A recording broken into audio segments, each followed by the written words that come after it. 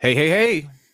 Um, well, I don't think we're going to be hearing how autumn is a fake season tonight.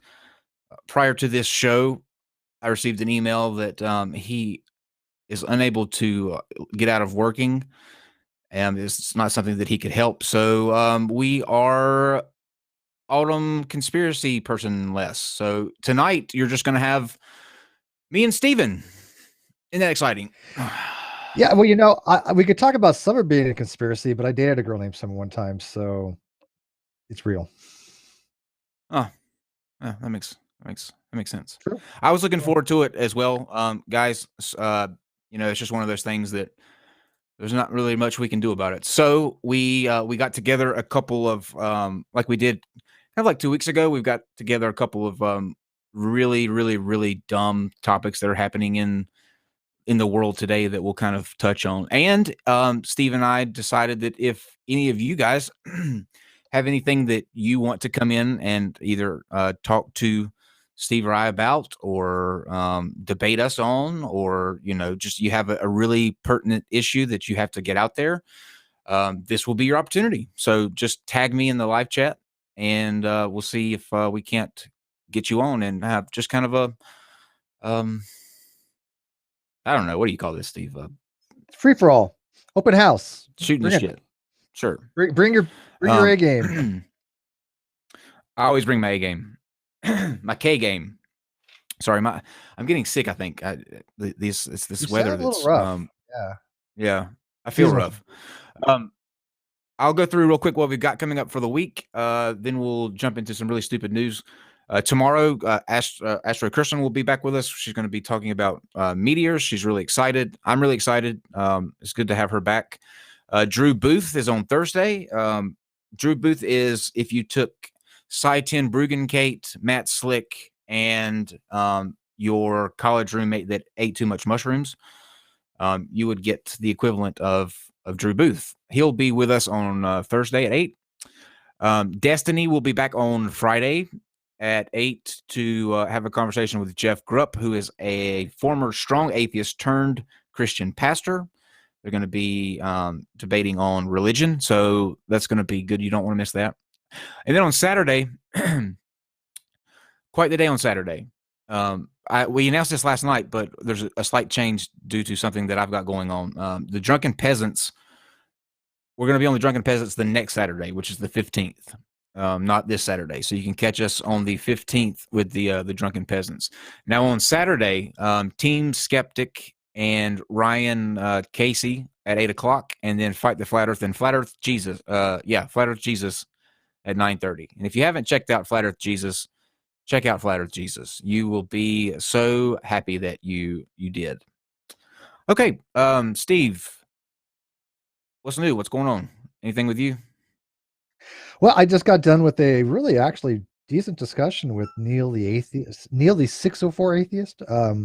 And it was actually kind of fun. We've been trying to have a conversation for like 2-3 weeks now, and everything gets postponed because of scheduling conflicts on my end and his end. So I just got done spending an hour doing that, and it was really fun. So I do appreciate going onto his channel and just having a shoot the shit.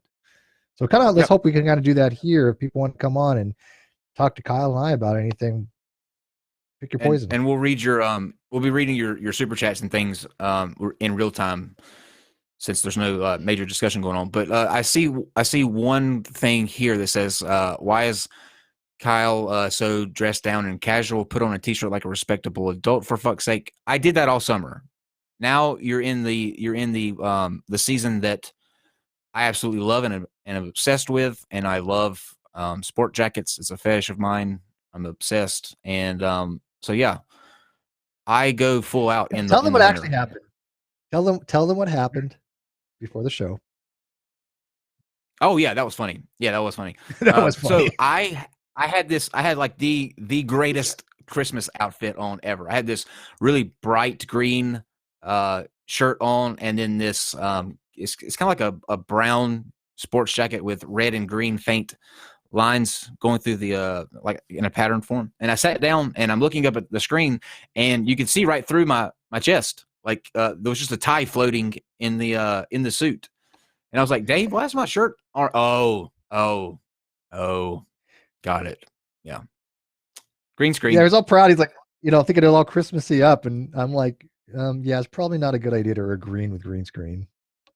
It's But he looks stiff. I that tell you, it looked good in orange. I don't know why you changed it. It actually was kind of spiffy. I because I wore orange 2 nights ago. Oh, okay.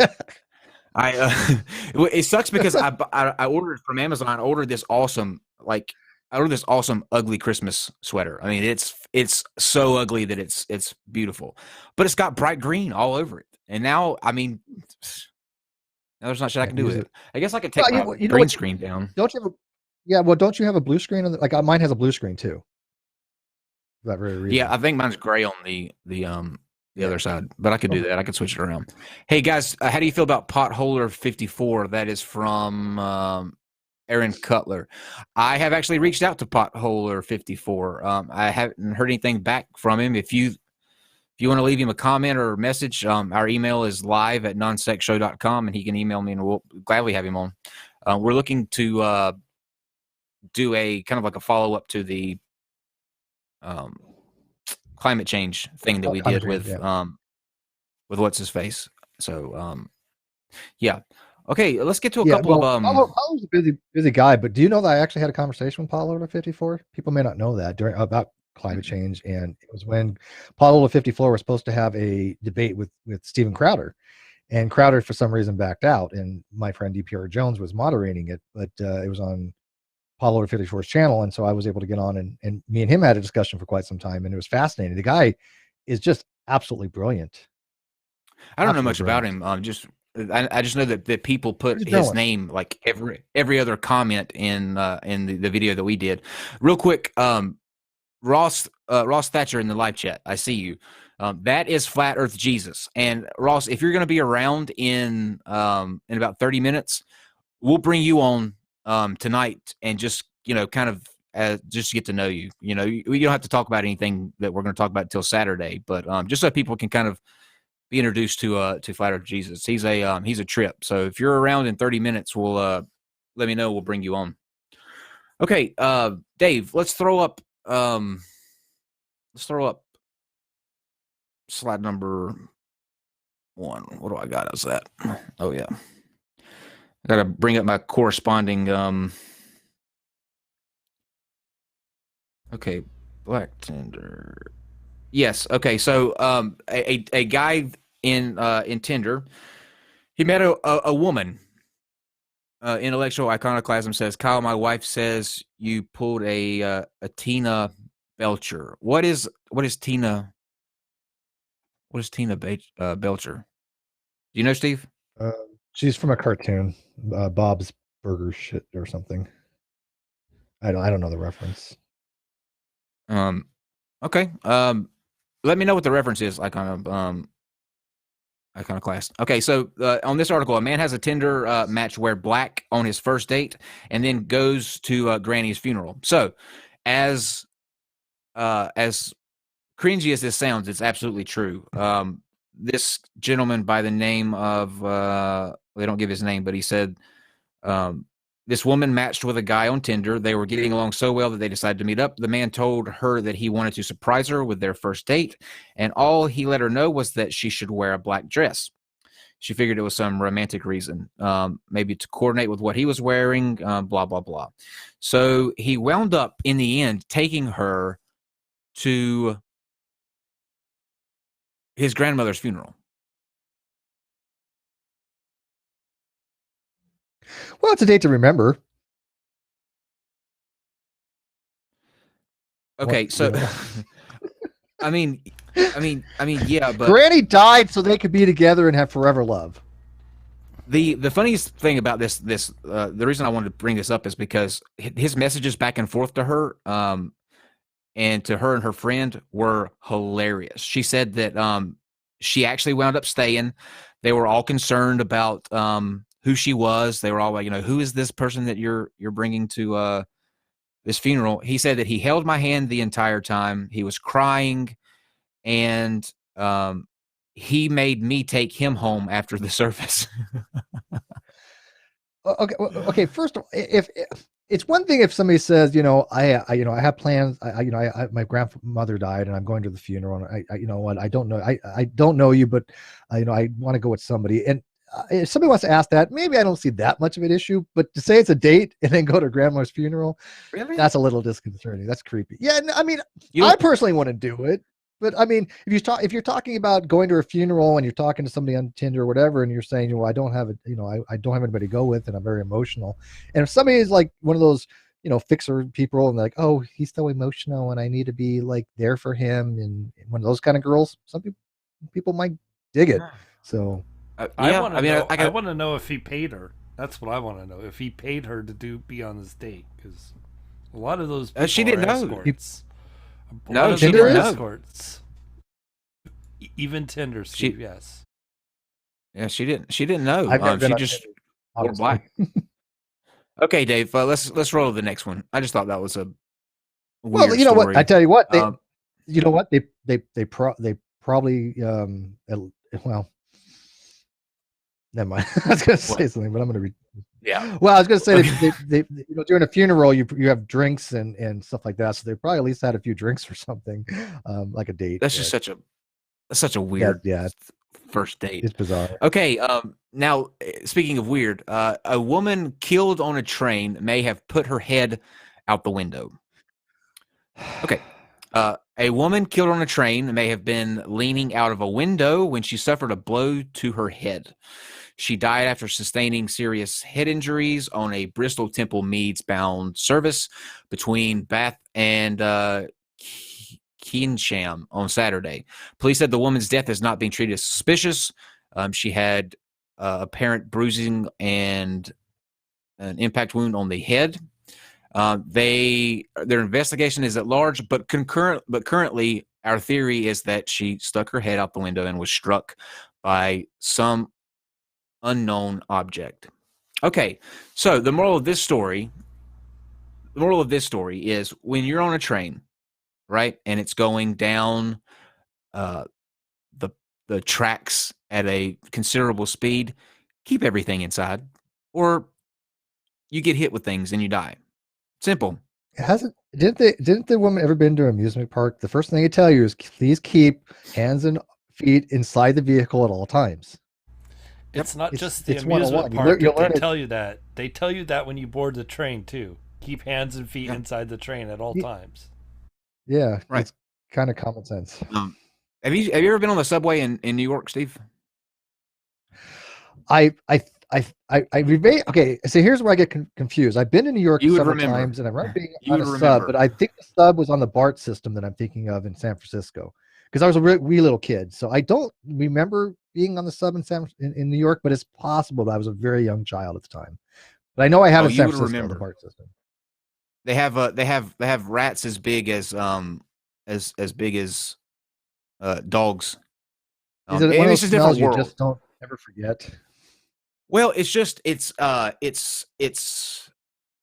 mean it's very scary, especially if you go at night. We went we were coming back from a club and we got on the subway at nighttime, and it's just a different world. Like people are in their own universes, they're their own type of people, and if you look at their direction the wrong way, or you say something or you get too close, it's just crazy. But the people in there, when they're trying to get out the door, when those doors open and people trying to file out, some of them don't wait until the entire thing stops. They'll start trying to pry open the doors as it's moving, and I'm just sitting here, I'm just I'm an uncultured hick from North Carolina going, these people are stupid. I mean, just Do you know there's actually an occupation in Japan? It's official train pusher outer person. There are people that are in the train that work for the train, and they have white gloves, and what their whole entire job is to push people out of the train when it comes to a stop. that's hilarious. I would love Don't that ask job. how I know these things, but go check that out. Yeah, I don't even know what it's called. Official They train also pusher have outer. they also have people to push them in. That's why they need people to push Yeah, them out too. yeah, exactly. In, out, and it's like that's their whole thing they do. They just shove That's people funny. into the train. And Their shove them out. job is to shove people in and out of the goddamn train. Yep. All right, let's go to the next one. That'd be harassment in America. He touched me in an inappropriate place. Convicted murderer pretends to be cellmate and walks right out of an Oklahoma jail. Okay. Go ahead, Steve. This one needs some I'm gonna expository. Because I don't know this one. Um, This one, he's a if he's a cellmate, wouldn't he be a prisoner? there's a manhunt on for a convicted killer who escaped from Payne County Jail in Oklahoma. Where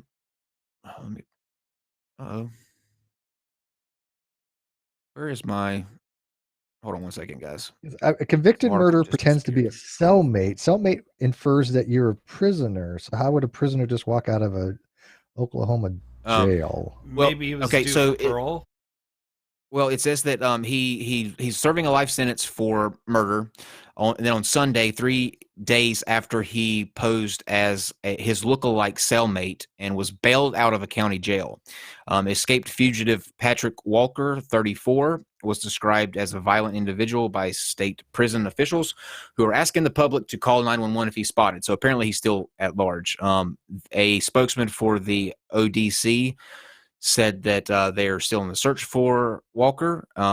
He escaped Thursday in Oklahoma, where he was being held pending a court hearing on charges that he assaulted a guard at the correctional facility adjacent to the one he was at. He impersonated one of his cellmates, had their identification and information, like their ID cards. He was able to pose as that inmate and bond out. Oh, that's pretty. Oh, you got to give it to him. That's clever. Pretty. Yeah, that's clever. Yeah. Now, But did they find him again, or is he still at large? What happened to his cellmate is my question. Like the guy that was supposed to bond out. Wasn't he pissed? He's still in there awaiting trial, wanting to go to his job the next day. I was just saying it's kind of on the prison system in that state, though, because why would you put two people that looked close enough for the damn guards to get confused about who the fuck they were in the same room? Like, why would you even do that? Why would you put them in the same cell? That's difficult to that's difficult to do, like to be able to logistically do that, because what happens is, like, he was coming in to face charges for another charge that he had in that county. So he's at another prison. They brought him back to the county that he committed this crime at to get charged and, to go to court and that sort of thing. So when they do that, they're just literally putting people where they can, because prisons are already overcrowded as they are. But the thing that got him and alerted everybody that this had happened was not that they realized the mistake they made. He signed his own name on the bail bonds forms. Oops. So he didn't even think about signing the other person's name. He actually just signed his own, and nobody picked that up. Right. It's That's when heads are going to go roll kind of shit. That's when people get fired. Heck yeah, that's what I'm saying. Like, he didn't even sign the same name. By the way, is this the guy, or who are they interviewing? I mean, did he walk out of jail and then go to an interview and going, "Hey, I'm this other guy. Let me have a interview. Let me talk to you on the news here," and then wander away? Or who the hell are they talking to here? I don't know. That's a wild story, though. Okay, this is go to the next one, Dave. News 4 is a Florida station. I'm sure it's not the only News 4, but I'm willing to bet this happened in Florida. Let's roll to the next one. Okay, a New York Police Department officer reportedly suspended after recording his testicles on his body cam. Now, this is going to be just a really quick story. There's nothing too pressing about this. But what happened? There was a 32-second recording of a police officer's testicles on a body cam in what appears to have been a horribly ill-advised prank.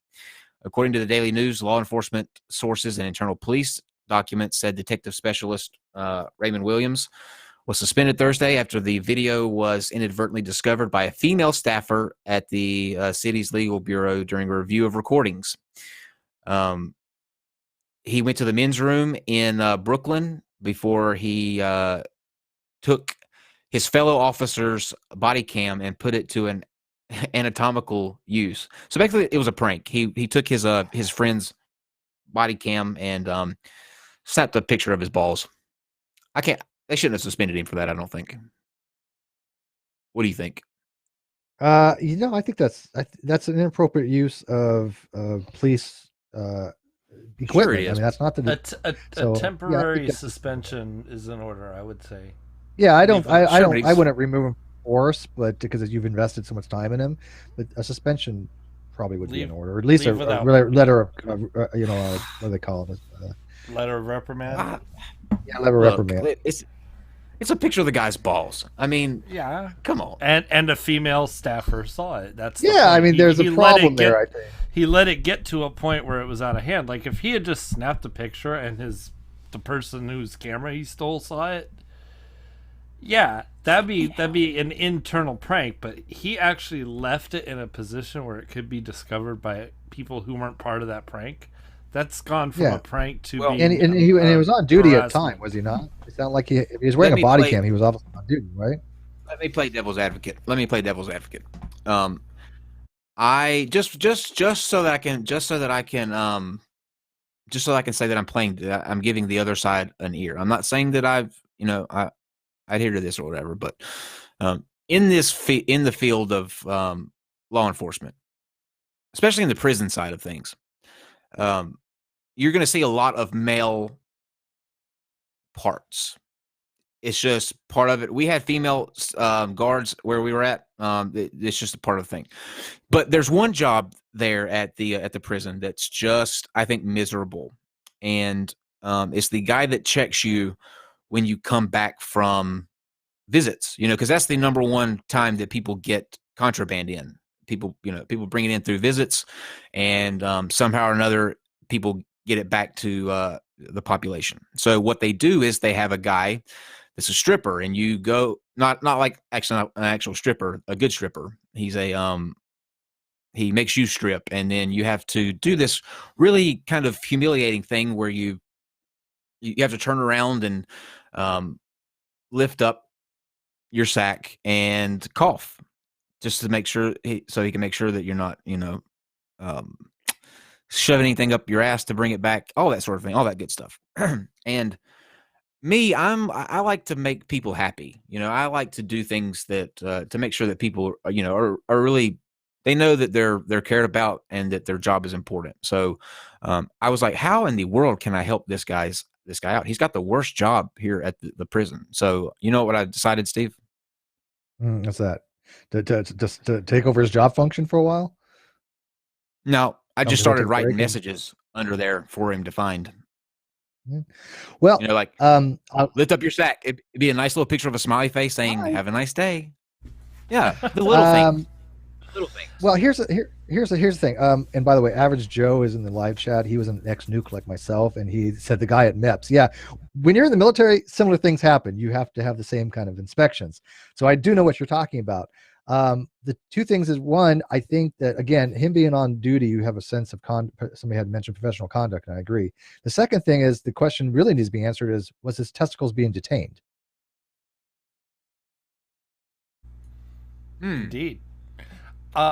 Technically, yes. Technically, yes. Our Patreon Bo Hobo decided to send us a picture of the actual murderer. That guy that we saw on the screen was not the murderer for the previous encounter. Yeah, so that was just some dude they were interviewing. They were interviewing about the story. Yeah. Right. And this guy here, that's the actual murderer. So if you see this man, he's considered armed and extremely dangerous. So call him in. If you see him, don't act like you know who he is. Just keep walking. Because he has killed and he will kill you probably. Okay, next one. This I'm kind of sad about, and I'm kind of not. This went exactly how I thought. We covered this story a couple of weeks ago. For those of you who don't know, there's this very famous. He does everything. He's got his hands in everything, but he's a well-known guy from Denmark, and he wanted to sue to be able to claim that he was 49 instead of the age that he actually is, which is 69. And his reasoning behind that was that on Tinder, he's not getting matched up with people that are his age. He said that, all the people that are his age are, they're old and they're slow. He doesn't feel that way. His doctor says that he's got the mind and the body of a 49-year-old. So if people are able to choose what their gender is, then there should be no reason why people could also choose what their age is. And so he petitioned the court to be able to change his birth certificate to reflect the age that he feels, which is 49, and that was rejected. Shocker. So, are we surprised? No. I mean, you can't change certain things like chronology. I'm sorry, time travel is not a legit thing. I don't think it ever will be, except forward. You can go forward as far as you want. Back, not so much. But yeah, I mean, why did you think this was going to be a good idea? Because of a slippery slope argument from transgenders? That's not even a rational, logical entailment of how you go from one to the other. It's just idiocy. Here's a clue for him. Tinder does not check your birth certificate. Can't you lie on it? Just tell them you're 49, dude. You know what I mean? Like, how would they know? Really? I mean, if people are going to make a big deal about age, which I don't, I'm not one of those people. I think if you're attracted to somebody, as long as they're of age, 18 to 80, I don't care. I really don't. Yeah, I really, people are like, oh, young girls, oh man, who the fuck cares? Young, as long as they're of age, I don't give a shit what any two adults do, and they're obviously of their own bedroom, as long as it's not hurting anyone. If that's what he wants to do, then that's absolutely fine. But like, this is to me just stupid. It's a dumb waste of time. It's a publicity stunt. All right, Dave, let's go to the. But it's a waste of court resources. This is the kind of type of things that are brought to the court system that should be penalized. The nuisance suits, as they're called. Yeah, this never should have gone to court. Like they shouldn't have actually entertained the clerk it. should have this. Yeah, exactly. This is it's not a crime. It's not even close to being against the law. So I'm kind of hurt that it didn't come true though, because I was looking forward to changing my age to back to 22, like I feel. Oh, you would if you could. All right, Dave, let's roll the next one. All right, here we go. Somebody says, we read in the live chat that Steve wants grannies. I've dated a few grannies. Don't knock it, dude. No joke. I really have. I mean, but then again, they're like in their late 30s, early 40s. I mean, that's not that bad. It's not like I've never dated anybody over 50. So that's what we're getting away from this one. Okay. All right. A Colorado police officer who forced handcuffed woman he was taking home from the hospital into sex gets 90 days in jail. A Colorado police officer who forced a handcuffed woman he was supposed to be taking home from the hospital to have sex with him was sentenced to 90 days in jail. Now, I don't know why they dance around the R word here, rape. They for some reason they're not saying that in this article, but that's exactly what it is. And I don't know why Newsweek is phrasing it like this, because it's custodial rape. And custodial rape is, that's a police officer raping under the color of duty, which is custodial rape. That gets almost a lifetime sentence. They can get 20 years. You know why? I know why they did it. I know why they don't use the rape word, because it would be a way more sensational story if it was rape in 90 days, which is what it is anyway. But they're trying to make it sound like it's not as bad as it is, because to me, rape is one of those things should be like 15 to 20 at least. Yeah, but why Newsweek, that's backwards. If Newsweek is writing a story and wants to sell, wants to get use the R word, right? A higher, they're going to make it as sensational as possible. One would think, unless they were paid off somehow. I don't think it's to me. There's I just can't figure out why they're dancing around like that. But Curtis Lee Argbright stopped his Westminster police patrol car during the ride home, ordered the woman out of the vehicle, and forced her to have sex on the front of the car while she was still cuffed. He then made her perform oral sex on him before driving her home, warning her that she better not tell anyone about this, and handed her his business card telling his victim to call me sometimes. The affidavit said the 36-year-old woman had admitted to the St. Anthony North Health Campus Hospital. He'd been there for alcoholism. Police were called to the hospital. Staff accused her of attempting to steal items from the emergency room. She was then placed under arrest and after charged was to be sent home. She then told I don't police get it. the following day that she had been sexually assaulted and brought a test kit. But it's rape, it's false imprisonment, it's assault and battery. It's I mean, so many different things they could have charged this guy with, and yet, the first thing that come to mind when I hear these things is this the first time he's done something like this? What possesses somebody to go, oh, I think in this particular case, I'm going to commit this act? I mean, to me, I would think there's some kind of history, and yet, like she can't be the only victim, because I don't know what happens to somebody's brain where they think, I think this is a good idea to do this. Yeah, I don't get this at I all. don't get it. But I don't. But what's even more bizarre though is was his sentence. He got 90 days for rape. There's got to be more reason. There's got to be something. 90. That's not even something for a felony. Police privilege. Police privilege. That's what he got. Yeah, but every time I've ever heard of, like I said, a custodial type rape, the people have gotten decades for that shit. Yeah, but I mean, what other thing could possibly be factored in where he gets 90 days in jail for forcing a handcuffed woman that he's supposed to be in charge of to have sex and then stopping again and then making her perform oral sex on him? I mean, 90 days. Yeah, I'm gonna have to look into the story because now I'm kind of curious what I mean, you got to look at it this way too. The prosecutor had to sign off on this in some way. They had to say, okay, 90 days. I don't think the judge would be the one that goes, okay, you know what? Yeah, you're guilty, 90 days. I think that the prosecutor has to like go for a tougher sentence. There had to be, was there a plea bargain? Usually, the officer judge can, but let me look. What prosecutor is going to say, 90 days isn't an outrage? Let's see. It says that he pled guilty to counts of unlawful sexual contact and official misconduct, both misdemeanors. As part of a sentence, he must also register as a sex offender and enter a treatment program. The victim in the case was physically unable to be present for the sentencing hearing, but her mother told the judge that her daughter was brutally raped and suffers extreme PTSD because of his actions.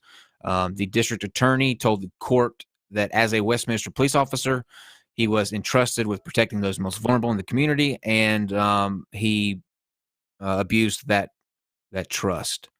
So he didn't even get charged with felonies. These are two misdemeanors. I have a worse record than a guy who forced a handcuffed woman to have sex with him and perform oral sex on him. How is that possible? How is that possible? I honestly can't wrap my head around it. I don't know. There's no possible way. Again, even if this was not even considered to be a rape, which I don't know how they could construe that to be the case, but assault, it's definitely assault and battery. There's no, I mean, I false imprisonment. I mean, she's in cuffs. She can't go anywhere. She can't leave. Yeah, that's the definition of rape. I mean, that was rape. Oh, two misdemeanors. Rape. That pisses me off. I literally have a worse record than the guy who raped a woman. That's bullshit. Fucked up shit. All right, Dave, is there one more before we get to the meat of tonight's? No, that was it, Kyle. Okay, that's it. Okay. All right. So I figured that we would talk about something that has recently triggered me, and something that I don't get. I talked to Steve about this before we came on the show. He doesn't get, and from the way that we look at it, it's. Well, let me just put it out there like this. I put a poll on Twitter and YouTube right before the show, asking about that song, that Christmas song, "Baby, It's Cold Outside." Everybody, I think, knows and has heard the song. And for those of you who don't know, there is a huge backlash against that song now. It started with a Cleveland radio station that decided to pull that from their playlist because it went against the Me Too movement and was what they call date rapey.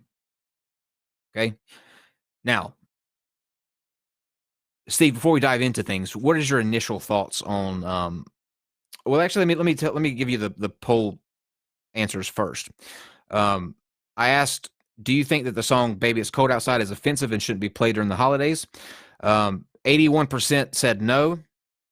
13% were undecided, and 6% said yes. Now, interestingly enough, the guy from the Cleveland radio station, the director of that particular station, said that the listeners, were the executive. Connection here for a couple seconds because you guys went away and came back, and the stream. Are we still live? Oh, great!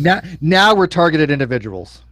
Thanks. We're targeted individuals. We're targeted individuals. Either they don't want the story to get back. out. The stream is back on. The stream is back on. So they did their own poll and asked after pulling it and asked their listeners, what do you guys think? Should we keep the song? Should we pull the song? 90% of the voters said that the song should be played. So basically, what you had happen here was a loud minority calling the shots for 90% of everyone else that's involved. Now, if you take a second to think about that, that's frightening. And I made this point on Twitter. That's the starting point. Baby, it's cold outside. What's next? I mean, if you have grandma got run over by a reindeer, I use this example, that will be pulled because it's too violent. Or I saw mama kissing Santa Claus. Well, that's infidelity in front of a child. Or the 12 Days of Christmas, 10 Lords of Leaping. You can't sing that anymore because it's not fair. You need to have 5 lords and 5 ladies leaping. Where's that line going to be? What do you think, Steve? Yeah, no, it's PC run amok. I mean, that song has been a very, very old song, and of course, there's been numerous people that sang it. I think that Dolly Parton sang it. I mean, D. Martin obviously sang it. And if you really listen to the lyrics, what happened? I mean, back in those days, women were not allowed to spend the night, and so they had to have like a chaperone if they go over to somebody's who was courting them's house. It was kind of unheard of that women would be sleeping with people back then, right? So this was a story basically of him just trying to get her to stay. Nothing to do with having sex, but this narrative that is somehow is relating to like rape is just really bizarre to me. And the 8% that voted that way, either A, are just trolling, or B, they actually believe that. If they actually believe that, I want to know why now that they seem to bring this up in 2018 when this song has been out for what? 40, 50, 60 years? I don't know how long it was written in 40s, I think, wasn't it? So I think it was, yeah. I think it was the 40s. The guy wrote it, he sold the rights, and a couple people sang it, but it's a very, very old tune. But as you pointed out, and I think you're right on the money, what about every other song where people might find offense? I mean, as soon as you know what, anybody can be offended. This goes in the whole right to be offended. Get over it. Okay, these minority people, and I don't mean like racial or anything like that, but I mean in the minority of people that are offended, they don't dictate that for the majority. If they're offended, they turn off the radio. Solution done. If you're offended, turn off the fucking radio. Here's the hypocrisy, though. The people that are getting upset about this particular song, you have songs by Lil Wayne, Drake. We were talking earlier about the Blurred Lines song. Steve was actually singing the lyrics to Blurred Lines before we came on. It's a catchy tune. If you listen to those, no one's out there making a movement against any of these rap songs or any of these other pop songs that do the same thing. I wouldn't even say the same thing because I don't think that it's date rapey, but it goes to the same kind of message that they're trying to put out there, that we shouldn't have these types of songs out there that promote this stuff. Well, where's the outrage for those? Why is it? Can I read some of the lyrics? Yeah, from Blurred Lines. Okay, I most of all I know this song, but a lot of us know songs, but they never really pay attention too much to the lyrics. So, I'm just gonna leave with like one blurb, and no, I'm not gonna sing it, but it's a catchy tune that they ripped off. But and that's why I'm going to take a good girl. I know you want it. I know you want it. I know you want it. You're a good girl. Can't let it get it past me. You're far from plastic. Talk about getting blasted. I hate these blurred lines. I know you want it. The way you grab me, must want to get nasty. Go ahead, get at me. Everybody get up. I mean, I don't particularly give a shit about the lyrics. I mean, I'm not offended by this kind of stuff. I happen to think it's a catchy tune.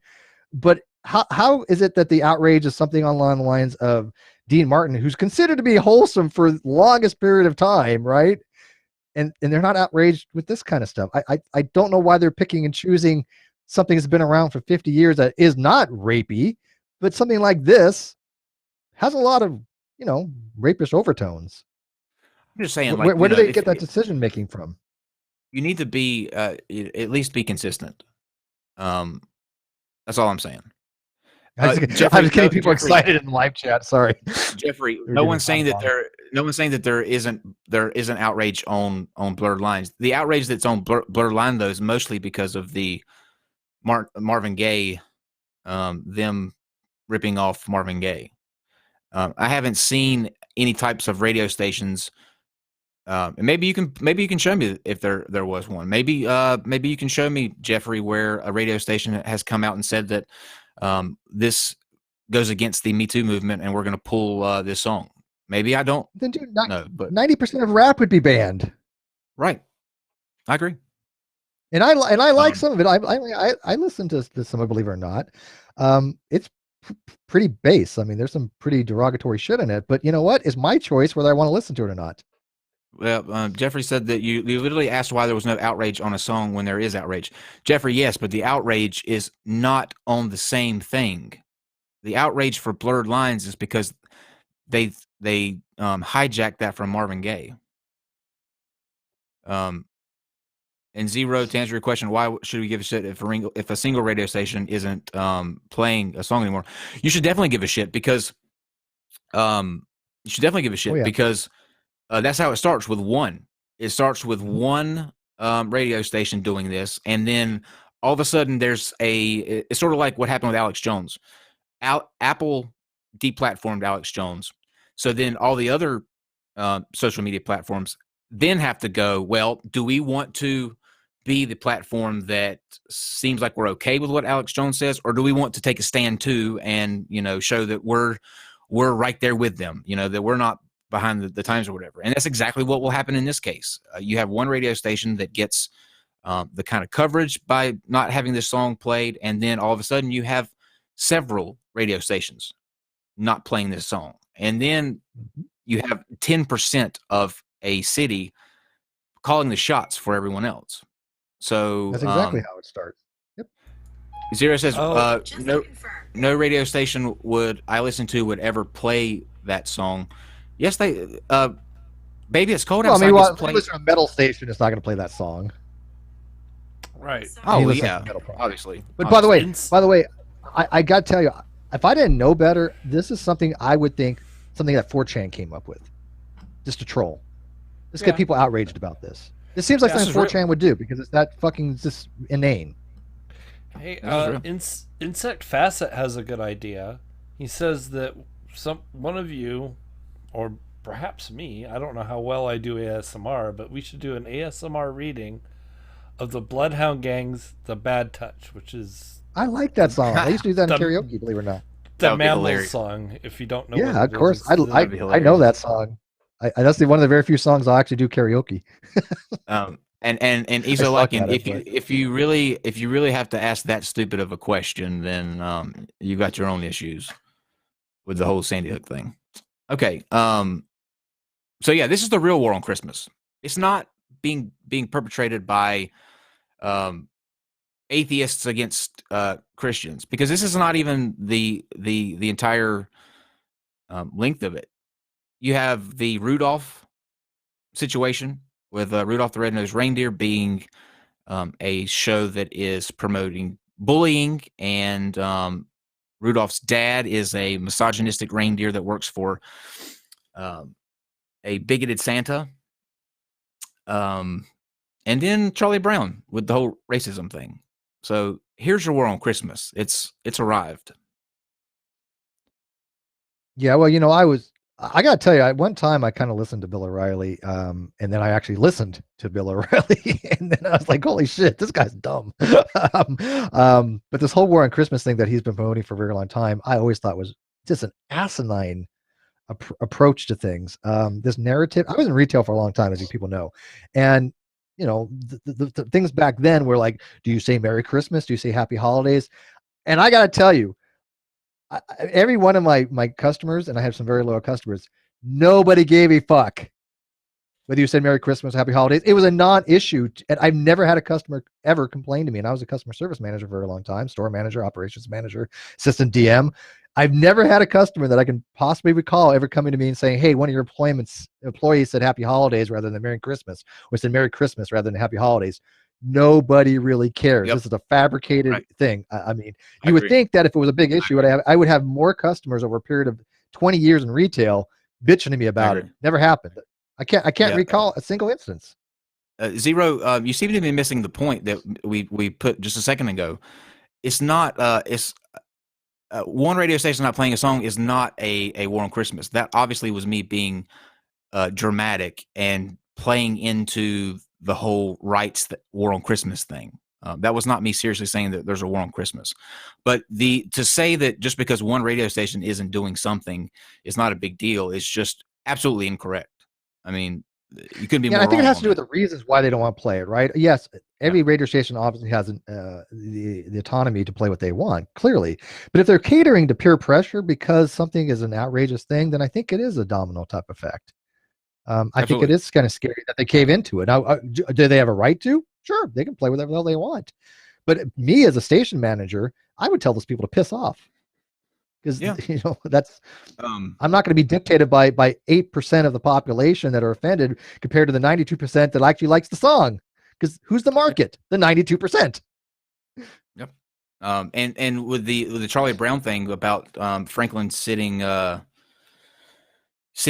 himself, and that they're calling Schultz racist now, they forget that during this time when Schultz was creating these comics, we were in that process of getting used to desegregation and going to the same places together. And there were actually publishers and newspapers and all this that were threatening to boycott his comics if he were to introduce an African American character, and he defied that and risked his career to put Franklin in that comic. So when you have people saying that Peanuts is a racist comic for that one scene, they're just incorrect, and they couldn't be more wrong on the issue. He is not a racist. He is empowering. He's trying to do what people in Hollywood today are doing, and that's putting,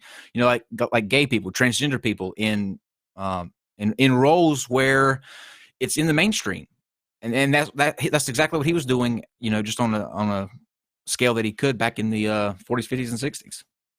Do you see a growing trend of this demonization of iconic heroes? I see it. When Stan Lee died, there was some outrage about him, and yet he was a pioneer of anti-racism. Charles Darwin, right? People tried to demonize him because of things that he had written, although he was very much anti slavery. I mean, he was abolitionist. I mean, so I think people take these icons and they want to, like, for some reason, bring them down a little bit, to knock them down, knock people down. And I don't understand that mentality, right? I've never been a person to say, hey, here's a person who's established himself, like, for example, like Dean Martin, right? One of the greatest singers of all time. Not exactly my genre, but the guy was a brilliant singer.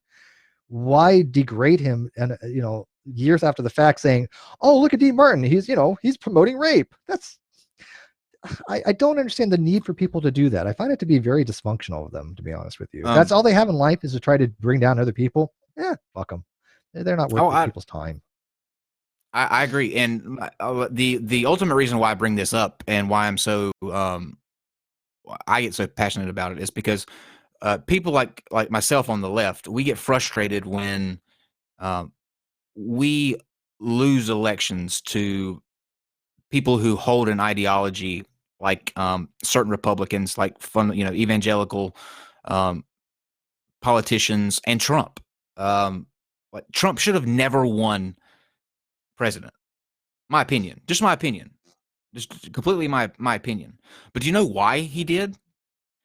It's because of I know why. Because of shit like this. It's because you have people who are either in the middle or moderate or really right wing, and they see the PC police going around telling you that everything that you grew up with or that you were associated with, and yes, there are some things that you probably grew up with that are racist and do need to go, but these aren't one of them. And instead of focusing on issues that are really affecting everyday Americans and people who are reasonable and don't have this persecution mentality, these issues don't even bleep on the radar. These are a made up something to get pissed off and be persecuted at and have outrage for other people. And when somebody on the right or the middle looks over and sees people on the left making a huge deal about Charlie Brown being racist or Rudolph the Red-Nosed Reindeer being a bully or Baby It's Cold Outside being a rape song, they go for a candidate that is going to absolutely say, I defend your right to freedom of speech. I'm not PC. And that was Trump. He embodied that.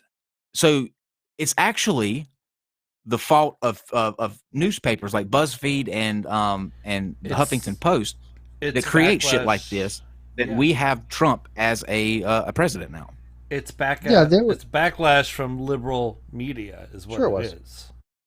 Yeah, no, in response to the backlash to the liberal media, which I firmly agree with you on this.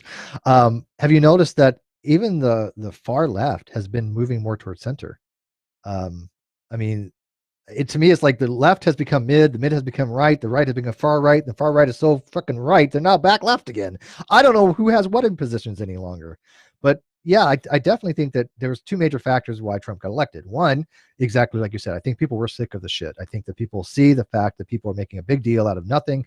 And then you have Trump going, hey, you know what? All these people are just whatever, and you can say what the hell you want. But at the same other time, I think the DNC really screwed up by having Hillary as a candidate, because I'm sorry, she's not electable. Too much baggage. If they would have gone with Bernie would have won, in my opinion. Bernie would have won. So I think the DNC screwed up as well, but I hope they don't make the same mistake, in 2020. I mean, if 4 more, would be 6 more years from now, but 4 more years from then, Trump, I don't think this country could survive. I mean, it's surreal because we gotta get our priorities straight. That's all I'm saying. We just got to get our priorities straight, and they're not straight right now. They're not at all. When you're dealing with this stuff. No, go ahead. Did you see my tweet the other day that I said that it's so bad that the Onion has decided to actually do real news because they can't compete with the shit that Trump says, because it's so surreal. Yeah. No way you can make this shit up. I'm telling you. Do you think anybody 2 or 3 years ago would have said this is a president that'd be saying this kind of stuff? No. The Onion couldn't make up these kind of stories. They said, "Fuck it, Trump wins. They're going to be doing news, actual news from now on." Yeah, I mean, it was a win-win for the They're saying that I saw this the other day, but from what they're hinting at, Bernie's going to run again. He's all but made up his mind that he's going to go out again. I think this should be either him or Joe Biden. I think that Joe would be excellent. Yeah, he's more viable. But Issa points out a good thing. He says a lot of people are single issue voters, and I think that's true. I think a lot of people have a litmus, how they vote, whether it be partisan or nonpartisan, and they say, this is the issue that I care about the most. Whatever candidate, agrees with that issue, that's who I'm going to vote in. And they're single issue voters. And I think that is a large thing to do with it as well. But the single issue in this case is people wanted Trump because he was more, hey, say what you want kind of shit. Even if 132 disappointing tonight. He says that we are the ones making a big deal out of nothing here. I mean, if you see this as nothing, I don't think you could be I more disagree, wrong. But that's completely your right to feel that way. I I think don't that think it's that. how it starts. Yeah, these stories were everywhere. So I mean, it's not me finding something obscure and talking about it. But hey, I mean, to each his own. To each his own. Kyle, please tell me what policy of Biden's you support. He's just a cool motherfucker. No, and Anybody by the way, that I can support eat. single payer. That's what's many. I do think single payer makes more sense over the multi-payer system. And I mean, it just yeah, you're sacrificing a little bit of your medical quality, but you're getting it to more people with single payer. So I think that if you have less wait time and you have, yes, a lower standard of care, this is true.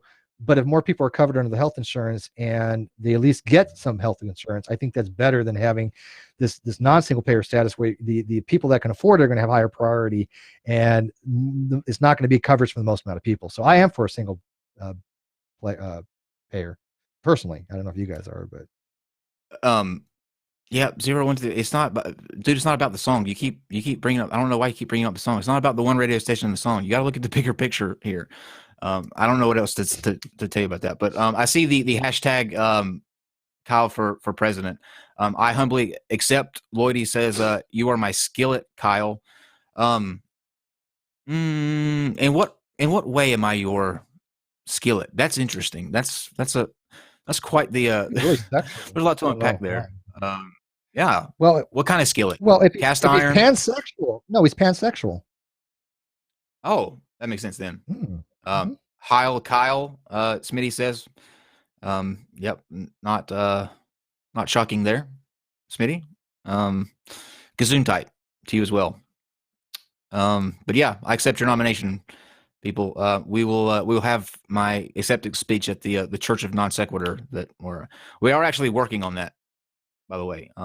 I've got somebody contacted me in Discord, and I've been chatting with them, and we're pushing forward. So this, hopefully, I'm hoping to do it by the beginning of the year. That's my goal. Hey, James is back in the live chat, by the way. So let's say hi to James again. James Freeman's been watching our shit. I'm actually kind of stoked by that. Like I said, I know a lot of people have been bitching about James, but dude, I'm a huge fan of James Freeman and the rest of those guys. So am I. I really am. I actually just got really excited because I thought that what he just said, he says, laughing my ass off, pansexual. I thought he was saying, when I glanced at it, I'm a pansexual. And I was like, oh, nice. Okay. That's something that I didn't expect, but not the case. And my bubble was busted. Oh, he says you're a flipper. Oh, that's what it is. Okay, you're a flipper. You make straight men gay. Oh. Yeah. No comment. No comment. You know what? I guarantee it, he probably has. I think this Kyle's got probably mad skills to do that. I mean, I have, yes. But I can't. I'm not even gonna go there. Not even gonna touch that. I made a lot of straight women lesbians. So, do I count as a flipper? No, they're completely they work against each other. Yeah, okay, I was gonna say, after they slept with me, they just like, I'm done with men. If you're watching in the live chat, let me know so I can bring you in. Actually, James, if you're free and you want to come in and just bullshit around with us, come on in. We're just kind of hanging out tonight. And anybody else, if you have something that you want to talk with us about, now's your time. I think we've gone through all the news things that I had. If you, I can send him a link. I mean, we were supposed to contact him on the phone today, and just things got kind of convoluted because of scheduling issues. But you were going to bring up something too, Steve. You want to talk about that while we try to get somebody in, or you were looking into something before we came on? Which one? The dumb criminal thing, or just anything? Well, I mean, there was this one story I found interesting. This guy, he was wearing Crocs, and I guess he figured that by wearing Crocs, which, by the way, who the hell wears Crocs, that he could jump into a crocodile pond at a gator farm. and not have a problem. So this guy, I guess he thought maybe it made him immune by wearing Crocs, that the crocodiles would go, oh, look, he's wearing Crocs. We're not going to try to kill him and eat him. It's He kind did of ironic. survive. Yeah, I don't, that, I Ooh, really don't, I don't know what happens with these people where their minds just go, I think this is a good idea. let, let me answer these guys' questions. The guy, if you're just getting here, the guy that was supposed to be here for Autumn is a Hoax. I got an email from him before the show. He couldn't get out of work. They were making him work later, so it was something that he couldn't get out of. I'm gonna get with him after the show and after he gets off and see about maybe bringing him back on. But yeah, he could not be here this evening, which is why you have just Steve and I shooting the shit with you guys here tonight. Ball brought up a good point, and that is the Ohio thing with giving people the death penalty for abortions after is it 6 or 16 weeks? 6 weeks, I believe. Death penalty for what? Yes, for abortion.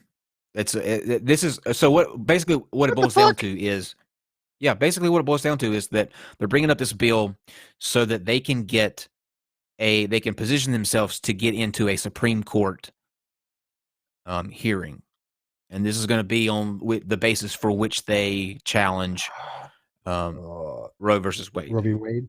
Yeah. Oh, God, yeah. just Dave, I'll send you a link. Hold on. Let's see. Ohio death penalty. I hate people. This is why every day my hope for humanity just diminishes ever so slightly, right? Yep, it's a Dave, I'm gonna send you this link. Will you bring it up on a web capture so that we can kind of go through this article together? It's really, I don't even know what to say about it. Yep. Okay, there's that link, Dave. All right. So basically, here's what this article says. A federal judge has put. This might be an update, actually. Well,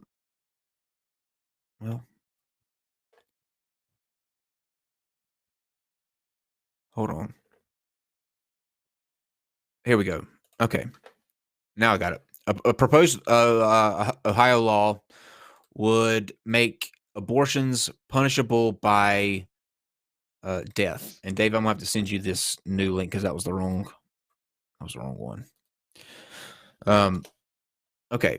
It says that after passing a bill through the House that would ban abortions at 6 weeks, Ohio Republicans are now considering legislation that would ban abortions completely in the state and make the procedure punishable by life in prison or the death penalty. House Bill 565, sponsored by Ohio Senators Rob Hood and Nino Vitale, allows for no exceptions for abortions in cases of rape, incest, or danger to the woman's life. Under the law, fetuses would be classified as unborn humans, making abortion punishable under the Ohio Criminal Code. This means that a woman who receives an abortion and doctors who perform those procedures could face criminal penalties ranging from prison to capital punishment. There's just so many things wrong with that. We could spend hours on that alone. So many fucking things wrong with that. Well, give me 1 second, because I'm going to get the link to James here. Okay. Because he the address to do it. But yeah, the main things is, well, first of all, how do you go from Roe v. Wade, where you have pretty much abortion on demand, to let's call it the death penalty? That's an insanity. To have no, first of all, even if it's criminalized, to have a lack of things for situations such as rape, such as incest, such as medical emergencies is fucking ridiculous. I don't think it should be illegal, right? I'm actually, believe it or not, I hate to say it, but I mean, I am pro-choice, but I'm also reasonable. And I think that the only solution to the vitriol between the pro-lifers and the pro-choice is a compromise. And that compromise is finding a line of demarcation where afterwards, unless it's a medical necessity, abortions shouldn't be performed. And because I'm against partial birth abortion, be it 3 months, 4 months, 6 months, whatever it is, whatever they compromise on. That's the only thing that I think that's going to satisfy each person, because they want it to be black and white. Either you can't have them or you can't. And I don't think that's going to satisfy anybody. So unless they reach a point where I personally say, until there's a neurological condition of the child such that there's a feeling of pain, I don't care. I mean, if it's a bunch of cells, it's not a human. It's a human zygote, not a human. And you can have an abortion, because most people don't even know they're pregnant until several weeks. But after 6 months or whatever, the line is, I don't see any need for it. I think it's a horrific thing for partial birth abortion. There is pain involved. There's no reason to. If you don't know within 6 months, something's wrong. So I agree. I think there's a need to be a compromise. But to agree say that it's illegal, to the way you're going to execute a mother who, what if she has kids? What if she has 4 other kids she needs to care for? And you're going to execute the doctors who also have children? What the fuck kind of nonsense is this? This is the most goddamn stupid shit I think I've ever heard. Yes, I'm getting triggered because this stuff I find to be offensive. I agree with that. I think that there is a line there that you shouldn't cross once it it gets to that, and whatever they decide that line is. I don't know. I'm not a doctor, and I don't know. Right. That's a medical development, right? Yeah, but all this is a way to jockey for a position to get in a case in front of the Supreme Court to challenge Roe versus Wade. They're trying to set up some just out the wall law out there that's going to be challenged. Take it all the way up there, and that's going to be their basis to get a foothold in trying to overturn that. I mean, it's so backdoor bullshit. It's slimy. You can see straight through this. I mean, you can see straight through this. Well, now because they got Kavanaugh, and they think that maybe because Kavanaugh is in office now, if they can actually get something to the Supreme Court that might actually overturn Roe v. Wade, this is their shot at it. Is that what they're thinking? Yeah, that's what I think. Yeah, but I don't think that they understand how it works. Like, I don't think they understand that case law and precedents are an important factor, and any self-respecting judge is going to take that into account. You know what I mean? Like, they're not going to. Sure. They're going to go based on right. They're going to go based on, and hopefully to some extent, these people have some shred of dignity in them, and they're not. It's not an ulterior motive. They at least, I think, to some extent, respect the law that they are. They're put to uphold. But precedence is a thing, and time after time after time, Roe v. Wade has been held up time after time after time. So if it's going to be overturned, it's going to have to take one hell of an argument, like just from out of left field, because other than that, it's held up. Somebody asked me a question.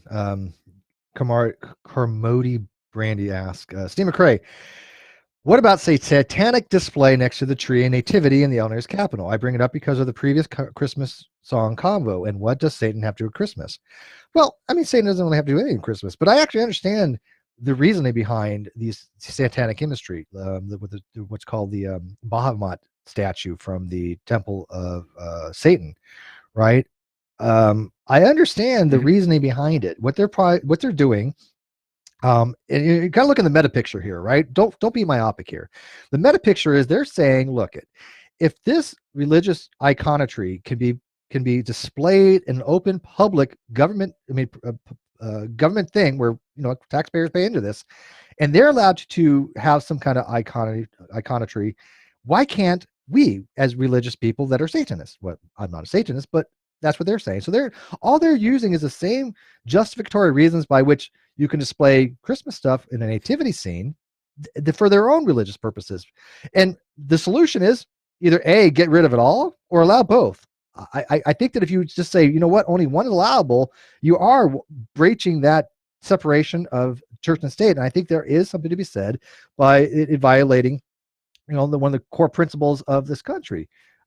Which is that separation of church and state and secularism. So I understand the reasoning for it. I think that it's just their idea of pushback on it. I don't have a problem with it, to be honest with you. Yeah. What was his question ultimately? Can you restate that? Yeah, they said. Let me scroll back here. I was reading something when you read it, and I wasn't paying attention. Boy, this is way back there. What about a satanic display next to the tree and nativity scene in the Illinois Capitol? I bring it up because of the previous Christmas song convo. And what does Satan have to do with Christmas? Well, again, it's iconography, Well, yeah, right? So it's a smart move. They did the same. The temples did the same thing with the Ten Commandments that were outside of that courthouse. I believe it was in Alabama, I think, or Arkansas, one of those two. But they put up a statue of the Ten Commandments. So what did the Satanic Temple do? They came in with their Baphomet statue, and what that does is say, okay, if you're going to be able to have your religion, signified here, so are we. And what that does then is it makes the Christians and everybody nervous. They don't want their Bible set up next to a statue of the devil, or they don't want their courthouse being filled with all of these different gods and goddesses from all of these other religions. So what do? They then pass legislation to knock it right back out. And so it's a tit for tat. If it's going to be, but it's so funny because good for the other. The loopholes that were opened up to allow for this kind of imagery, open it up for everybody, right? I mean, it's all or nothing, people. When matter of fact, you guys remember back when the church, the Satanic Temple put out the great big coloring book for kids, or I think it was called something along those lines, and I think it was kind of cute, actually, right? It actually has some, it was cute for what it was. It was trollish, don't be wrong, but it made a point. And I understand that meta narrative, right? People have religions, and if you're going to allow for one, you have to allow for the rest. And I'm sorry, Satanism isn't actually recognized religion. Now, people can make the argument, well, so is Scientology. Fair enough. But in other countries, a lot of countries, Scientology is not a recognized religion. And I think the only reason it is a recognized religion here is because they pushed it through as a 501c and tax-free exemption, and they were intimidated by the legal force that Scientology had. I don't particularly, and again, I admit my exclusivity here, I don't recognize the Scientology as a legitimate church. It's a multi-level marketing scheme to me. So there's much merchandise involved. You remember Artisan Tony, the guy that backed out of the having to prove that the Bible teaches a flat Earth. He's in the live chat, doing typical talking but not backing up dance. But he challenged us though, right? Well, he did, but he backed out. But what I'm saying is he likes to come in and make all these statements, but then when you try to engage him on it, or he won't have the conversation. It's oh no, he's got to talk to some rabbi and some other to get permission, or I guess. But anyway, he's talking about not having sex if you can't take care of the kids, that typical talking points. But Mr. GPT 2010 says, Artisan Tony, who cares? I'm not going to stop having sex because it makes you feel bad. Grow up. Exactly. James, somebody makes a good point. One sec, somebody said real quick, I think it's important. They said, how is Scientology not a religion? Because it's a business. And look at this gentleman with a majestic beard that puts me to shame. I hate him already. That is a glorious beard. James, welcome. Oh my goodness. I'm actually a little bit fluttered here because, like I said, I don't get starstruck. I'm a huge fan, to be honest with you. And I don't know. You are being detained. You're not right you are being detained. You can't go anywhere. I don't really have a huge lot of people on YouTube that I think that are really good at what they do, but I love watching these audit videos, man. They're freaking brilliant. They are. Thank you. What got you into it? I know I was supposed to come on a few months ago with you guys and had a whole bunch of stuff going on, so it was pretty. Yeah, you keep getting arrested, dude. Yeah, I was gonna say I'm in jail quite a bit. They don't let me live stream from jail. What got you into doing these? Because I, like Steve, I'm obsessed with. I at least watch probably 10 a day. I've seen every one of yours. I think my favorite is the one where you and Patrick are at that station where it's got the electric like gas. It looks like gas pump, but they're for electric cars, And Yeah. then you go in and there's that guy standing there and he's like, can't you read? And he goes, what do you mean I can't read? And he sends some other dude. It was hilarious. But yeah, what got you into that? Really, it wasn't necessarily one thing. It was years and years and years of multiple different events that got me into it. But if I had to say that there was one specific event that got me into police accountability and just questioning as a whole what's going on with police misconduct, all types of things like that, it was actually, I moved into a place that wasn't in a real nice area, and we got robbed multiple times within a few months. And I finally said, let's quit calling the cops. They show up 10 minutes later, there's nothing they can do about it. We need to start taking responsibility for ourselves and our own safety and security. So my wife and I did that. We scared some teenagers off that were rifling through our garage looking for some stuff they'd like to help themselves to, and I scared them off. They called the cops on me. And the cops showed up to my house and held me at gunpoint in my driveway, had me on my hands and knees, handcuffed me, and and when it happened, I was a thin blue line supporter, like back to blue through and through, 100%. And so I came up with all kinds of excuses for them about why they did what they did, and they're just trying to do the right thing and trying to keep us safe. But that was really the event that got me started down the road of looking at what is going on and are they really keeping us safe and are they really doing the right thing?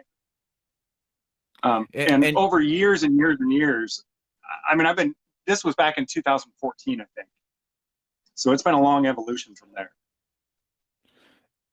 And you're not just so that if you're not familiar with what a First Amendment auditors, if you're watching, it's they go and make sure that your first, a lot of times Second Amendment freedoms, the Fourth, aren't violated when filming is not a crime, basically, that you're able to do that out in public. I think a lot of people do have the misconception that you have some sort of expectation of privacy when you're out in public, but you really don't. And what you do is you're not anti-cop, you're anti-bad cop is what you like to say. That's how you and not even just cops, but I really try to focus on all levels of government. Kind of realize, like I said, it's my responsibility to take care of myself and my family, and it's also my responsibility and everyone else's to be that check and balance in our own government. That's what I believe, at least. So it's not just cops either. It's all levels of government to me. Yeah, and in case there's anybody out there watching that doesn't think that's the case, I'm gonna let James kind of explain what's going on down in Leon Valley, because I watched a bunch of everybody's videos on that, and that's just unbelievable to me that something like that can happen. That one guy can have that much power. That's crazy. Yeah, honestly, it's kind of unbelievable to me too, and even after knowing how corrupt government can be, and even after seeing so many things, I was still shocked at what happened in Leon Valley. Essentially, if you guys haven't seen First Amendment audits before, we basically walk into a government building. A lot of guys will do it just from the public sidewalk. Others will actually go into the building and actually film. And it really started with one individual who, and some of them are a little more professional than others. Some of us try to act a little bit professional. Others, will just pop their mouth off with cuss words left and right. I personally, I don't care how people do exercise their rights. There are certain ways that I won't do it personally, but if you want to exercise your rights by cussing out a cop, that's okay with me. It's just not the way I. I'm not a big fan of that approach, anyway, by the way. I think they have a right to do it, but I think that it's more antagonistic. I think you could do the audits without having that kind of, and I'm not going to call out anybody's name, but as well as I do, you do have certain people you go out with that I think are a lot more aggressive than they need to be. And I think it doesn't really do anything to add to the video or to the conversation. I like your approach a hell of a lot better, but that's just my personal stance. Some people may like the altercation type more. And I don't think that mouthing off to police, because then what happens is the audience goes, you know what, this person, but then they say, you know what, this person kind of deserved it. Now, granted, Are they being violated? Right. Yes. And I think that, because granted, you do have a right to say what the fuck you want to a cop, but it loses the public empathy. And I think that's kind of a loss for what the overall goal is for what the auditors are going for. Again, personal, from an outside perspective. Right. And I would agree with you. I still, since I actually strongly believe in defending anybody's rights, even when I don't agree with them, I'm all for letting them do their thing. A lot of the auditors too have said, "Oh, we've got to stop these guys from doing this, and we got to get people to audit the right way." That's your thing. I'm going, no, we don't. I agree. I mean, sure. And it ain't going to happen, even if we try. You don't get to force other people to do what you want them to do. That's the whole idea to me of why I do what I do. But anyways, this guy, the first. Go ahead. Sorry. Go ahead, James. No, go ahead. Go ahead and talk about Leon Valley. Get to the details of it, because a lot of people may not be aware of what happened in Leon Valley, because it's egregious. There's no other way to look at it. It's fucking scary egregious. Yeah. So the first guy that went in and did an audit at Leon Valley is one of those guys who's a lot more aggressive verbally. None of them, I've never seen any auditors be aggressive physically in any way, but he's a lot more verbally aggressive. He's willing to pop his mouth off. And they arrested him for being inside of the public building.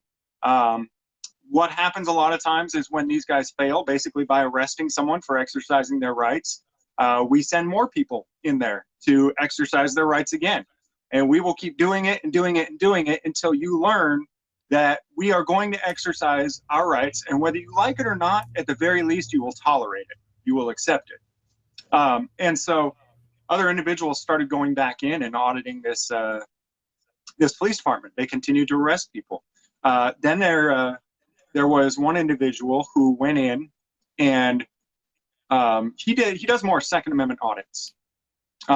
I don't want to give the details of what he did there, but they were so upset because I don't know every little detail. I can link you to videos that can show you some of the details on that. Sure. But yeah, they retaliated against him by sending a SWAT team to his home, holding his wife, his children, and his grandchildren at gunpoint with rifles, and digging through his house to what it really was retaliation for him exercising his rights, for him having the nerve to exercise his rights in what this police chief believes to be his police department, which it is not. It's the people's.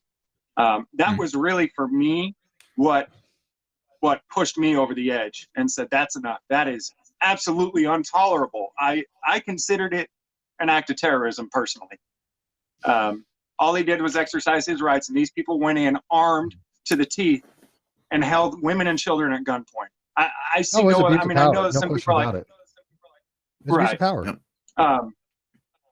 So it just continued to escalate from there. We continued to keep going out there and protesting outside of the police department.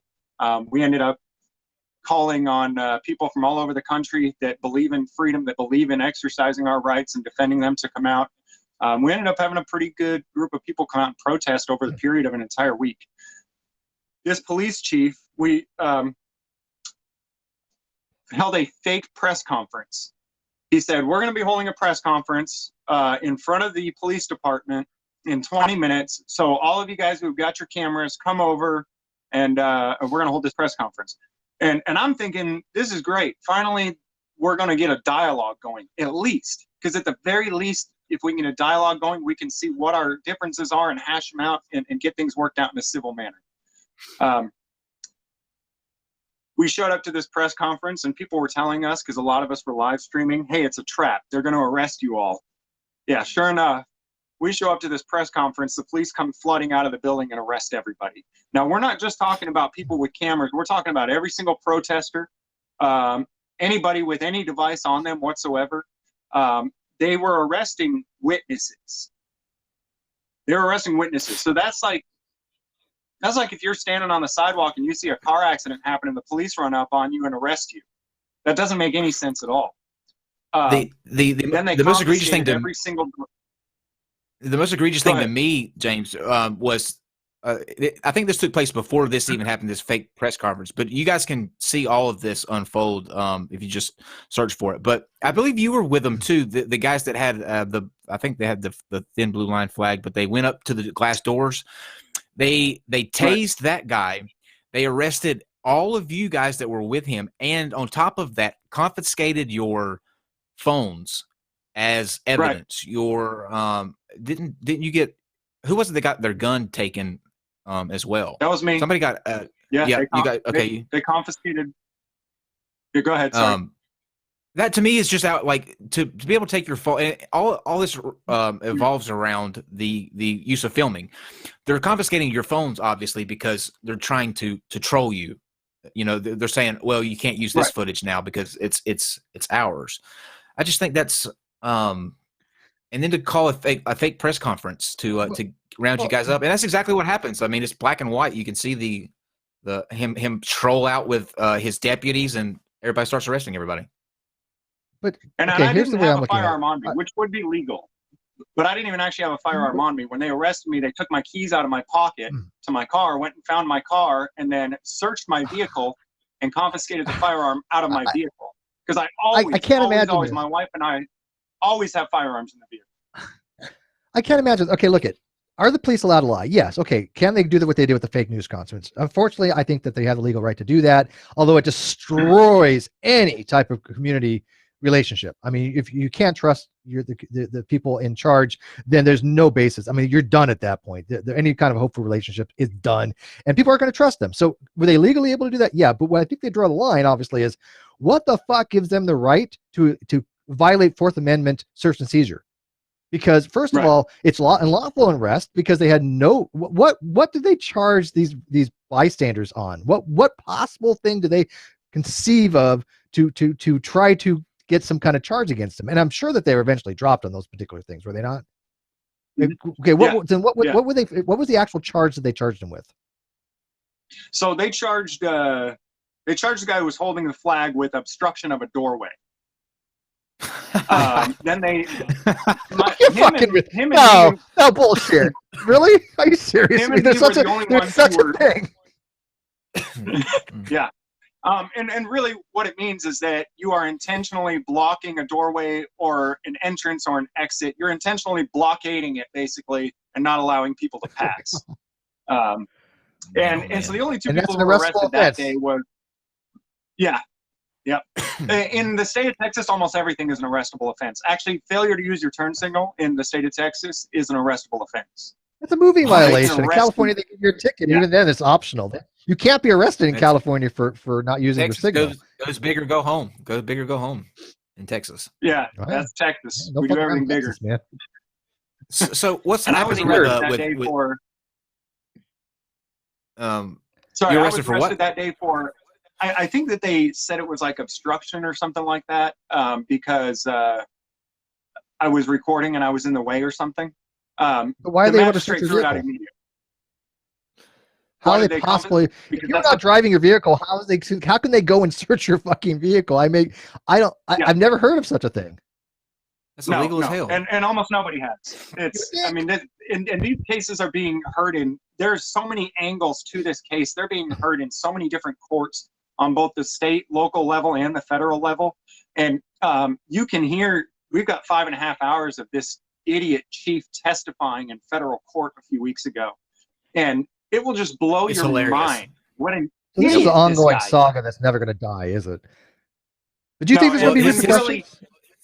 His testimony is incredible. I mean, his testimony is like, it's almost like you can't believe that he's saying. If you watch these videos that lead up to where he's testifying in that particular video, you would think that almost think that he didn't know that video was a thing, or that some of the things that we're able to see we didn't see. I mean, it's so bizarre to me. The whole thing is bizarre. The whole thing is bizarre. Right. So how come there's no repercussions for this? I mean, and I know we probably have to save a lot for when you come back on, because I have so many questions. But my biggest question I'll ask now, and I'll probably ask again, I don't understand how these people are not held accountable. I don't understand how the attorney general doesn't get involved in this shit. I don't understand how people can willfully violate First Amendment, Second Amendment, Fourth Amendment. I don't understand how they can blatantly do it. It's not even like it's like, oh, they made a mistake. It is they're going out of the way to false arrest. They're going out of the way to trump charges. They're going out of the way to do illegal search and seizure. This stuff is illegal. These people should be in jail, not just fired, but they should be arrested and put in jail. I'm just bothered by this to no end, because as a citizen, if this happens to you, it can happen to fucking anyone. Right. That's the thing, is a lot of people don't seem to realize that. I mean, even for me, I didn't start realizing something was wrong until something happened to me. It's as if we can't have empathy, we can only have sympathy. And it's time to start waking up and realize, if we don't defend our neighbors' rights, ours are gone too. Let me just ask a quick question before you get to Bo's question, Kyle. Do you think that your image, by the way, which I dig, do you think, though, if you had a 3-piece suit and you look like Kyle and you were out there doing this photography, do you think you'd be harassed as much? That's a great question, and that's something I'm going to try, because I do have a 3-piece suit. I've got a few of them. I wear them. Well, yeah, but you got your big beard and stuff like that. But I'm talking like clean cut Kyle, who doesn't look like he would jaywalk. Yeah, but here's the funny thing about this, though, Steve. Between the two of us, I'm the one that went to prison, like actual prison. Well, he's been arrested, but he's never. Have you been convicted of anything, James? If you don't let me ask, I don't think you've been convicted, have you? Me, James? Yeah. No, just petty traffic violations, and I think like 18 but what about, like 12 years ago, I think I was convicted of harassment. Oh, yeah. Fuck See, that. But what about guilty? he did I was a like year 18 or something, and I talked shit, and then pled guilty to the charge of harassment. Yeah, so I'm the hard criminal out of the three of us here. I'm the criminal mastermind here. It's Can I always ask what the charge was? I'm curious. Oh yeah. I had a really strong cocaine habit, and I got popped with a bunch of it, and got. You would never guess, right? Clean cut Kyle, Well, it's the one. There's the one you gotta look out for, man. Hey, you know what? One of these. It was just the cocaine you got busted with. Yeah, that's it. Well, it was quite a few times. It was the cocaine that wound up sending me to. I got put on probation. What really sent me to prison was a probation violation. That's what ultimately enacted my sentence. But it was all shit, right. Yeah, well, that's what the majority of people are in prison for. I think it's by design. I think it's by design. Yeah, it is. It's a wheel. It's a wheel. They want to keep you. So I know it from that. I know the system from that angle of it, and it's just. A lot of these people don't deserve to be in there. They, they could actually do things on the outside if they had people or a system that was willing to get behind them and tell them that they were, worth more than just a dollar sign on a roster for prison. People just don't understand that, because it's easy to put people in concrete buildings with bars and forget about them. The same thing happened with Bao. Bao was locked up for how many? And that was just unbelievable that they were able to keep him in solitary confinement for the act of recording a courtroom setting, which is public. I mean, anybody can go sit in a courtroom. It's just beyond me. It's kind of frightening, I think. What they did with him too is actually they got a conviction on him, and what they did though is they actually took the legislation. And they changed the wording of the legislation and told the jury, this is what the law is. But that's not even what the law was. They took it and manipulated it. Basically, they charged Bao for something that someone else did. The legislation says that it's a crime to do X, Y, Z. What the prosecution did is said, well, Bao, because of Bao's actions, somebody else did X, Y, Z. That's like saying that it's Trump's fault that Antifa breaks windows. You're responsible for your own actions, right? And somebody else didn't make unless you you do incite it. somebody. Yeah, unless you tell somebody. I mean, if you order somebody to do it, then there's a causal chain there. But if you have, which he didn't do. I'm not responsible for what the fucking people do that watch this show. I just not. That's what happened though. I was incorrect. It wasn't recording. It was a live chat thing, right, James? That's what happened with somebody posted some information in a live chat and on his live chat, and he was held responsible for that. Like that's bizarre. I know. So that would be the same exact thing. You guys could end up in the same situation. Well, you wouldn't, because cops aren't wanting to retaliate we got a cool against audience. you. Yeah, we got a cool audience. Yeah, we're not targeted individuals like the guy we had last night. Yeah, can I ask one last question before you get to get to Bo's question? I one other thing I've been dying to ask. You remember times where you have gone to a base, a military base, and they have gone off their jurisdiction. And I was ex-military, so this is what I find to be very egregious. Their limitation for their ability for arrest or anything like that ends at that guard gate. That's it. Once you go into the civilian sector, once you go into the private thing, you have nothing. So my question is, how the hell are they able to go past that guard gate, accost you, handcuff you, drag you back on the base just to fuck with you, and then release you? How is that? How is that a person that you can go to that's the CEO of the base and complain and have these people court-martialed? That to me is illegal. It's somebody who's been in the military. You can't do that shit. I don't understand that at all. Yeah. So can you tell me how they don't get a court-martial for that shit? That's an excellent question, and that's the $1 million question in all of this stuff. Is how is it that the government is never held accountable? It doesn't matter who you are, whether you are just an accountant at a city hall, or a police officer, or the president of the United States. It doesn't matter what level of government you're in. That is the $1 million question. Why is it that there's a ruling class that has no rules, no laws, no standards, and then there's a class below them that has to obey the rules? That's the $1 million question. I can't answer it for you. And to me, a lot of what I do is really just to expose that is the way it is. And every once in a while, we can get accountability. Every once in a while. Recently, we had Roy Oliver convicted of murder and sentenced to, I think it was 20 years, 15, here in the Dallas, Texas area. Over the last few months, we've actually had about 3 police officers in the United States convicted of murder, I believe, which is huge compared to 10 years ago. And so little by little, we're starting to have these people held accountable, but it's basically because of public opinion. Because these guys don't follow the law unless enough of the public rises up and says, we are fed up with this, guys.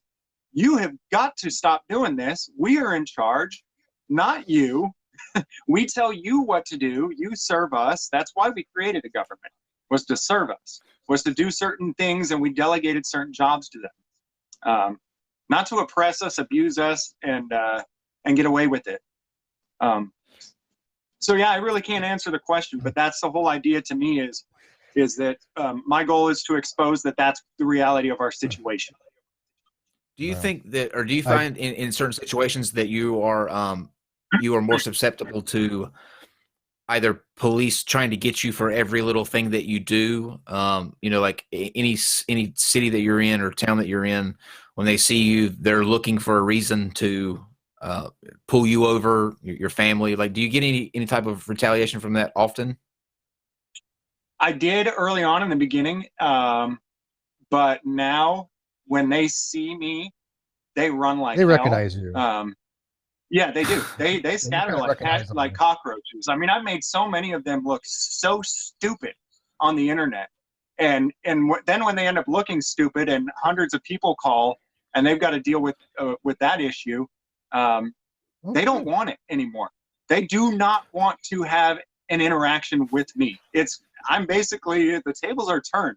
Most people, they're scared to death when those lights come on in the rear view, and I'm going, oh, this guy's in for it. every time you go live, you have at least 2,000 people watching them live, and you can see on their face as soon as they see that, as soon as they hear that word live, their whole demeanor changes. It's just like a completely different. GoPro go live. The words every cop dread. GoPro go live. Yeah, so you got a huge audience, and that's. I'm sure they do fear. You want to explain to Boho? You want to explain to Bohobo and people that may not be from the United States of what actually this is all kind of talking about? Yeah, because we do have a lot of people that don't understand what auditing really is, and the Homeland Security memos that have come out and have said what you can and cannot photograph from any kind of public place. So basically, First Amendment auditing, the First Amendment of the United States grants, protects, not grants, sorry, it protects. It was a human right that exists because we're humans. The Constitution is supposed to recognize and protect these rights, the freedom of speech, freedom of religion. It also includes the freedom of the press. And what the freedom of the press means in the United States is that really anybody, you don't need a permission or some type of press credential to be press. Anybody with a pen and a notepad that's working on a story, or anybody with a camera that's trying to tell a story, is press. And so any human being from coast to coast can walk up to a police station. What we do is we really target government as our stories. That's the stories that we cover as government. So we'll walk up to a police station, a federal building, any type of government entity, and just start filming it. And essentially that's it. That's what a First Amendment audit is. We have the right to do it, and we test to see if they will respect our right to do so. And most of the time, when they don't, nothing happens to them most of the time, though. That's what's disturbing. No, that's what I get very. I mean, there have been people that have sued, and some people have won, and substantial amounts of money. And you know what? People are bitch. Oh, you know, they're taking taxpayers' money. You know what? My thing is this: that money is well spent because people are now educated on it. Because again, as a private citizen, I don't want to be accosted if I want to take a picture of something. Now, granted, I don't really go out much, but that doesn't matter. People have freedoms. When I see somebody on a boardwalk, on a pier, and they're filming something, and you have police come up to going and say, you can't do public photography here because of some local statute that has to do with the entertainment industry, that's egregious. And yet people don't really know about this stuff. Me and Kyle, like, we're not even kidding. We have binge watched so many of these things. And by the way, I have reached out to News Now Houston. He wants to come on. I love his stuff. But the fact that people aren't even aware of this goes on domestically, it's troublesome. And I do hope you get the message out more. And maybe we can, like I said, we're happy to disseminate it because I'm a big fan. You know, kind of have a little back and forth on this of, you know, does the First Amendment auditors really, or Second Amendment auditors, have, you know, reason to do what they're doing? I think that they do. Now, I think there's some better ways to go about it than others. You know, especially if you're doing like Second Amendment, you don't really want to piss off a cop, even if you're in the legal right, because you're carrying a weapon. They will shoot you dead. You're playing with fire. That's at that a good way to die. But it's a good way to die. That's my ultimate point with it. And we'll let you. We'll close up after this. And we appreciate you definitely coming on tonight. This was awesome to have you on. But I fully support people's rights to you know, own a gun and have a gun. I just don't think in this climate that we're in, if you walk up and down a sidewalk with an AR-15, you know, strapped to your chest, people automatically are going to panic because of all of this, you know, the shootings that we have, these, you know, that we have going on today. So for me, it's really difficult to understand somebody putting themselves in that, because I mean, they could get shot. Somebody could just say, well, here's somebody that's getting ready to unload on some unsuspecting people. I'm taking this guy out, and then he's done for. Yeah, that's a whole nother topic that we can go into for a whole night, I'm sure. Yeah, awesome. But yeah, guys, I'll put the link to James' channel down below. If you haven't checked him out, make sure that you do, because you will binge it like I do. When I found him in News Now Houston, which is my top 2 favorite auditors, I have watched every episode since, and I mean every one of them. I lied earlier that my favorite episode, now that I think about it, is the post office one where you and that guy chase around each other. You know, you have that. The post office ones are the funniest. These guys think they have so much power. Like, we're government employees. We can tell you what to do. Yeah. It's like, no, you can't. They really overstep their boundaries so often, and yet they really think that they're in the right. And I will admit, the greatest moments when I watch these videos is when they get their shit just stuffed it, you know, and they're like, they realize that they're not going to get their way. They walk away with that walk of shame. I'm not going to lie. I kind of enjoy that a little bit. I don't know if I'm a sadist on that or what, but it is nice to see people get their, you know, comeuppance a little bit on that regard. To me, that is the win.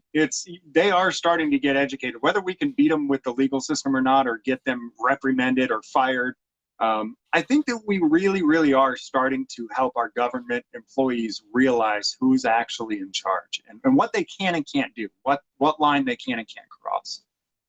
Yeah. And I have fun with it too. You know, you have to. I realized a long time ago, Sorry, go ahead. No, please. I was just saying that you have to have fun with it, and everything. Well, I realized a long time ago that most people don't want to be educated; they want to be entertained. And so, people have given me a lot of crap about, oh, James, you're just doing that to get views. Well, you're right. I do want people to view it. I absolutely make videos which are visual things for people to view them. I do want people to view them. Now, I definitely do things though to entertain people, because most people don't want to be educated. They want to be entertained. So I bring them in with the entertainment, and they accidentally get some education in the process of it. Dude, Absolutely. I'm just as much entertained when you have any, and not just you, but any of the auditors, when they have a cop that's really cool as fuck. When they're like, "Hey, let me kind of show you around." I'm Yeah. entertained by that. I don't always want to see an altercation.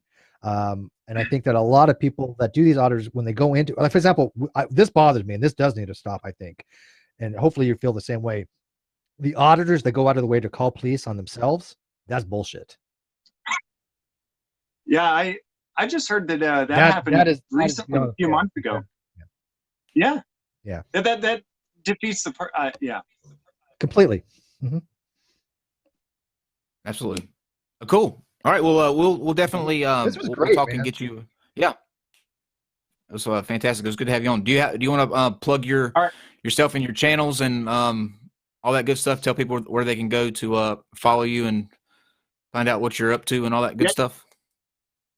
Yeah, it's James Freeman on YouTube. The only other platform I use is Facebook. James Freeman on Facebook. It's a little logo of some people don't know what it is. It's actually thin blue line strangling Lady Liberty. So that's the logo on the channel. Who did your intro video? By the way, are you familiar with Furry Potato? No. Have you Potato? Have you heard of Furry Potato? I don't think so. Okay, she's an auditor out in the California area. Her girlfriend is a animator. She's done a lot of work for Disney, all kinds of stuff, and she actually created that for me. So I came up with the idea, and then she really made it come to life. Yeah, it's badass. I mean, it's like I love stuff like that with the that's creative. The whole how it winds down, and so good on you guys. And that was all her. Furry Potato. I like that name. That's a great name. All right, guys. Thank you for tuning in. I'm actually kind of glad that we had our guest have to work tonight. Well, this is far better, I think. But again, yeah. I mean, you have James Freeman finding out why fall is a fake season. We can reschedule that, but I'm glad that it went that's the thing. That's the thing. But yeah, we'll be back here tomorrow with Astro Kirsten. She'll be back. She's going to be showing us. She works at the Sydney Observatory that she's at, Steve? Yeah, I think it's the Sydney. Yeah, we're going to be going over her collection that she's gathered since she's got there. But we'll see you guys tomorrow, and make sure you go and check out James Freeman. You'll be glad you did. Thanks, guys.